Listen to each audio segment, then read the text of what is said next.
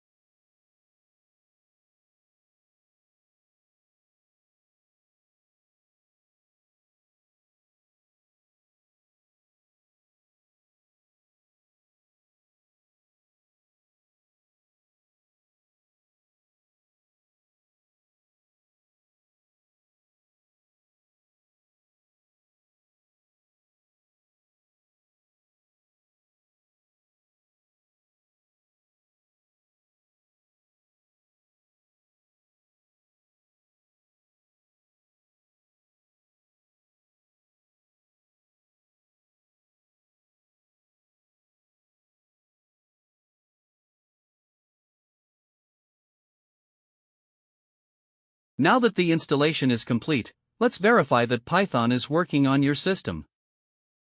To verify the Python installation, we need to open the command prompt on your system. To do that, press Windows plus or on your keyboard. This will open the Run dialog box. Now, type CMD and press Enter. This will launch the command prompt window. In the command prompt, type Python :version. This will display the installed Python version. If that doesn't work, try Python 3 :version. Congratulations! You've successfully installed Python on your system.